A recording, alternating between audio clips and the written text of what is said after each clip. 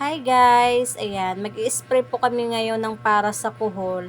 At ito pong Nyclomax or Nyclomax, ano ba yung tawag dyan. Ito po yung gagamitin namin guys. Bago daw po ito and mura lang. Tig 70 lang po isang pakete. Dati po guys, euro po yung ginagamit namin. Katulad din po yan, nasa pakete din po yun. And wala po akong masabi doon sa euro, kundi napaka-epektibo po na pamatay sa kuhol. Ayan. Kaya sabi ko nga sa asawa ko, kung bibili siya ulit na talagang bibili naman talaga siya kasi ayan, marami na naman kuhol. Kaya sabi ko sa kanya, kapag bumili siya, dapat yung euro ang bilhin niya kasi tested na namin yon na epektibo talaga. Kaya lang itong asawa ko guys, kapag pumupunta doon sa bilihan ng mga ganito, lagi siyang nag-a-update doon sa nagbinta kung ano yung bago. So ayan po, yan po yung nirekomenda ng nagbinta. Kaya, yan po yung binili ng asawa ko and sabi niya nang masubukan daw din po ito kung okay din daw po ito. Ayan. So, ayan guys, yung asawa ko nasa baba siya kumukuha ng tubig. Kasi itong aming irigasyon, wala na namang tubig. Hindi. Charing lang yun guys.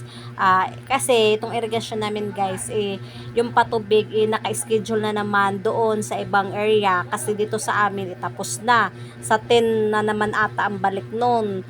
Kaya ayan, buti na lang nakapag-tractor kami kahapon and ayan, may natira pang tubig dyan sa kanal. Kaya yan yung ginagamit ng asawa ko pang spray. Dati guys, kapag nag-i-spray yan, naku, nai-stress siya kung saan siya kukuha ng tubig. Buti na lang ngayon, meron pang tubig siyang nakuha. Alam nyo guys, malaking tulong din po itong chargeable na sprayer kumpara po doon sa pump na sprayer. Kasi ito guys, wala, palakad-lakad ka lang, pasirit-sirit lang, ganun.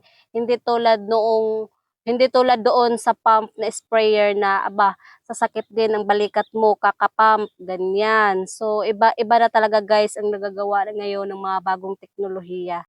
Itong kuhol po talaga guys ang problema kapag direct seeding po ang style nyo ng pagtatanim ng palay. Kaya dapat po bago po kayo sasabog tanim ay puksain nyo po muna talaga ang kuhol.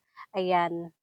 Matagal na po kami guys nagda-direct seeding kaya di rin namin maiwasan talaga na may damage ng kuhol. Kaya nag-ano talaga kami, nagpupunla kami ng konti para pang transplant doon sa mga kinakain ng kuhol. Kaya ayan. Oh, naka 11 na block siya. And ayan, pangalawang pack na yan. Itong katabi namin, masukal pa yung ano nila. Parang hindi ata sila magtatanim ngayon.